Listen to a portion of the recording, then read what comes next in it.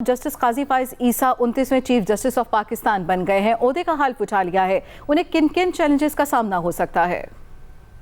देखिए, सबसे पहला चैलेंज तो उनकी अपनी जात फैमिली बनी है, और फिर जो एक रिजीम थी सुप्रीम कोर्ट के अंदर चीफ जस्टिस साहिबान की, और उन्होंने इनको अहम मामलात से रोक के रखा कि जब इनकी फैमिली इनके ऊपर अपने केसेस चले, इनकी अहलिया को कटहरे में बुलाया गया और उनके साथ बतौर जज जब इनके ऊपर इल्जाम था तो इन्होंने खुद दिफा भी किया नीचे कटहरे में खड़े होकर अपने ही साथी जज साहिबान के, उस चीफ जस्टिस साबिक चीफ जस्टिस बंदयाल के सामने, जिन्होंने इनको और इनकी फैमिली को खूब क्वेश्चंस में रगड़ा, लेकिन जस्टिस मज़ाहिर नकवी साहब के केस में उनको साथ बिठा के कहा कि मैं किसी को पैगाम देना चाहता था। तो ये दो अमली जो सुप्रीम कोर्ट के अंदर नजर आई, सबसे बड़ा पहला चैलेंज ये होगा कि चूंकि जाहिर है लोग कहेंगे कि जी आपका तो गुस्सा है, आप क्या कर सकते हैं, तो उसका हल यही बज़ाहिर नजर आ रहा है कि ये फुल कोर्ट बनाएं।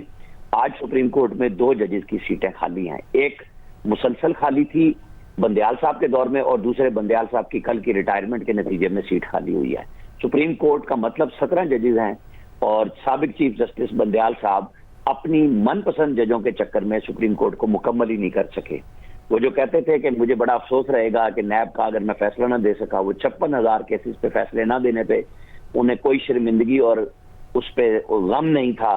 वो आईने पाकिस्तान की दस्तक के ऊपर फैसले में जब उन्होंने फैसले भी लिखे 14 मई के ऊपर, तो उस फैसले के नतीजे में क्या हुआ सबको पता है कि वो कोई फैसला नहीं था। उन्होंने 63A रीराइट करवा दिया, और लोग ये बात बबांगे दोहल उनके अपने दौर में कहते रहे कि ये अदलिया सहूलतकारी कर रही थी साबिक वजीर आजम इमरान खान साहब की, उनके दौरे हुकूमत में भी और उसके बाद भी आखिरी दिन तक उनकी पासदारी करती रही। तो ये जब नए चीफ जस्टिस आज बन गए हैं तो इनके ऊपर यही बात आएगी कि जी क्या आप दूसरी साइड पे चले जाएंगे?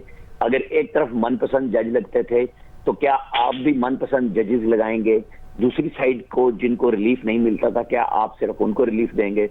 तो जो हम समझते हैं काजी फाइज ईसा साहब को, उनकी फैमिली के बैकग्राउंड के हिसाब से, वो ऐसा नहीं करेंगे, बल्कि ये फुल कोर्ट बना के मुतनाज़ा मामलात को इन्हें हल करना होगा। और बेंचेस की तश्कील के अंदर, चूंकि खुद अप्रैल में जब गवर्नमेंट ने प्रैक्टिस एंड प्रोसीजर एक्ट मंजूर किया था और उसको सदर ने एसेंट देनी थी, तो ये पहली दफा हुआ था कि सुप्रीम कोर्ट ने अभी सदर मुमलिकत ने कानून की मंजूरी नहीं दी थी, उसको सस्पेंड कर दिया। वो चीजें एक तरफ उनके लिए ये होगा कि जी क्या करते हैं अगर ये मखसूस बेंच बनाते हैं या फुल कोर्ट बना के इस तरह के तमाम मुतनाज़ा फैसले जिनकी वजह से पाकिस्तान की अदलिया का वकार इंतहाई मजरू हुआ है, और वो दुनिया में नीचे से टॉप पे 140वें 134वें नंबर पे अदलिया हमारी चली गई। ये इनका सबसे बड़ा चैलेंज होगा कि लोगों को न सिर्फ इंसाफ मिले बल्कि इंसाफ होता हुआ भी नजर आए। उनके नजदीक कोई party PTI, people's party, PMLN, JUI नहीं होनी चाहिए और होगी भी नहीं। हम ये तवक्को रखते हैं कि जिस तरीके से उन्होंने अपनी खानदान का, अपनी फैमिली का केस आके कटहरे में लड़ा, वो मजबूर करेंगे उन जजेस को जिनके खिलाफ सुप्रीम जुडिशल काउंसिल में रेफरेंसेस मौजूद हैं, जिनके बारे में लोग राय करते हैं कि वो मिसकंडक्ट के मुर्तकब हुए हैं अदालत में बैठ के फैसले देते हुए। तो इन लोगों को सबसे पहले सॉर्ट आउट इनको करना होगा कि क्या अदालत के अंदर नाइंसाफी के लिए तो नहीं रास्ते बचे हुए। इनको वो बारूदी सुरंगें जो बिछाई गई हैं उनके आने से पहले, और उन चीजों को हल करना है। आम आदमी को इंसाफ देना है, क्योंकि आम आदमी की मंशा यही होती है कि वो जब जाए अदालत में तो उन्हें इंसाफ मिले, लेकिन यहाँ पे नस्लें गुजर जाती हैं और फैसले नहीं होते। लेकिन जितने बड़े लोग हैं उनके केसेस 184(3) में सुप्रीम कोर्ट सुनती है, और बाकी सब केसेस साइड पे चले जाते हैं।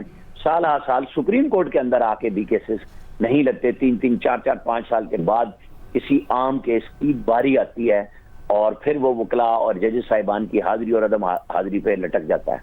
तो आपको यही होनी चाहिए कि जो चीफ जस्टिस बराह रास्त बलूचिस्तान हाई कोर्ट में तैनात हुए, और एक अच्छे खानदान से जिन्होंने इनके वालिद ने कायदे आजम को, आप ये समझ लें कि रुपये और सोनों में तोल दिया था कि वो इनके यहाँ आए थे, और वो जो पाकिस्तान के बनाने वाले थे ये उनकी फैमिली में से आए हैं, और एक पाकिस्तान वो है जो बिगड़ा हुआ उन्हें मिला है, हर तरह से बुरी हालत में मिला है। तो ऐसे में इन्होंने जहां अपनी अहलिया को अपने साथ हल्फ में खड़ा किया, जैसे जांदेब अब्बासी भी बता रहे थे कि ये एक मैसेज था कि उसने इब्तला में, मुश्किल में उनका साथ दिया। वो FBR में जाती भी नजर आई वीडियोस में, उनका पीछा किया जाता रहा, फैमिली का हरासा किया जाता रहा, और वो सुरखरू हुए। तो अब ان کو عوام کو سرخرو کرنا ہے, اس پاکستان کو سرخرو کرنا ہے, ان چند بڑے لوگوں کو سرخرو نہیں کرنا. بے شک پاکستان آئینی معاملات میں پھنس گیا ہے, ان کو سب سے پہلے طے کر لیں اور پھر عام آدمی کے لیے یہ بلائیں, اور ان کو اس قانون کو بھی بدلنے کی طرف جانا ہوگا جو مختلف چیف جسٹس صاحبان کی خواہش پہ 19ویں ترمیم کر کے صرف ایک چٹھی پہ چیف جسٹس کے ہاتھ میں ججز کی اپائنٹمنٹ کر دی گئی ہے, اور یہی جج صاحبان ایک جو پی این بھی رکھنا ہو تو کہتے ہیں کہ اشتہار دیں اور پھر بھرتی کریں. یہ سب سے بڑے چیلنجز ہیں جو ہر چیف جسٹس کو ہوتے ہیں. ان کی ذات کے گرد چونکہ بہت زیادہ کچھ ایشوز کھڑے کیے گئے تھے اور لوگ ڈرتے تھے, کیونکہ انہوں نے اس وقت D D G I S I تھے جو بعد میں ڈی جی آئی ایس آئی بنے, فیض حمید صاحب, ان کا فیض آباد دھرنا کیس میں فیصلہ دیا تھا کہ ان کے خلاف کارروائی ہونی چاہیے, لیکن وہ کارروائی تو نہ ہوئی, وہ کیس ہی رک گیا اور ان کی پروموشن بھی ہو گئی. تو یہ وہ چیزیں ہیں جو لوگ بول بھی رہے ہیں, لکھ رہے ہیں, بتا رہے ہیں. قاضی فائز عیسیٰ صاحب اب عدالت جاتے ہیں, ان کا کنڈکٹ ہوگا اور ہم ان کو ظاہر ہے اسی بنیاد پہ جانچیں گے اور دنیا بھی اسی طرح دیکھی. ٹھیک ہے, بیورو چیف اسلام آباد عامر الیاس رانا, بہت شکریہ. جسٹس قاضی فائز عیسیٰ نے 29ویں چیف جسٹس آف پاکستان کی حیثیت سے اپنے عہدے کا حلف اٹھا لیا. صدر مملکت نے نئے چیف جسٹس قاضی فائز عیسیٰ سے حلف لیا. نئے چیف جسٹس قاضی فائز عیسیٰ تحریک پاکستان کے سرگرم رکن قاضی محمد عیسیٰ کے صاحبزادے ہیں. قاضی محمد عیسیٰ کا شمار بانی پاکستان قائد اعظم محمد علی جناح کے قریبی ساتھیوں میں ہوتا ہے. جسٹس قاضی فائز عیسیٰ اکتوبر 1959 کو کوئٹہ میں پیدا ہوئے. اسی شہر سے ابتدائی تعلیم مکمل کی. قانون کی تعلیم لندن میں حاصل کی. وطن واپس آنے پر وکالت کا آغاز کیا اور 27 سال وکالت کے پیشے سے وابستہ رہے. جسٹس قاضی فائز عیسیٰ 5 اگست 2009 کو بلوچستان ہائی کورٹ کے چیف جسٹس بنے. انہوں نے 5 سپتمبر 2014 کو سپریم کورٹ آف پاکستان کے جج کی حیثیت سے حلف اٹھایا. نئے چیف جسٹس قاضی فائز عیسیٰ نے کئی اہم فیصلوں کے باعث نام, مقام اور احترام کمایا, جن میں میمو گیٹ کمیشن, سانحہ کوئٹہ انکوائری کمیشن 2016, فیض آباد دھرنا کیس, فوجی عدالتوں سے متعلق کیس, حدیبیہ پیپر ملز کیس اور دیگر کئی اہم مقدمات شامل ہیں. پی ٹی آئی دور حکومت میں جسٹس قاضی فائز عیسیٰ کے خلاف صدارتی ریفرنس سپریم کورٹ بھیجا گیا, جسے عدالت عظمیٰ نے کالعدم قرار دے دیا تھا. نئے چیف جسٹس قاضی فائز عیسیٰ 25 اکتوبر 2024 کو اپنے اس عہدے سے ریٹائر ہو جائیں گے. جسٹس قاضی فائز عیسیٰ نے 29ویں چیف جسٹس پاکستان کی حیثیت سے اپنے عہدے کا حلف اٹھا لیا. نئے صدر مملکت نے چیف جسٹس قاضی فائز عیسیٰ سے حلف لیا. آپ کو بتائیں کہ justice Qazi Faez Isa 29ویں chief justice of Pakistan بن گئے. تقریب حلف برداری ایوان صدر میں ہوئی. صدر مملکت نے عہدے کا حلف لیا. اس پر بات کریں گے سینئر اینکر پرسن رحمان اظہر صاحب ہمارے ساتھ موجود ہیں. رحمان صاحب بہت شکریہ آپ کے وقت کا. رحمان صاحب, نئے چیف جسٹس صاحب نے عہدے کا حلف لے لیا, اس پر کیا کہیں گے؟ اور سیاسی کیسز ایک طرف, کیا آپ سمجھتے ہیں کہ عوام کے کیسز کی جو قطاریں لگی ہیں اس مسئلے کو نئے چیف جسٹس حل کر پائیں گے؟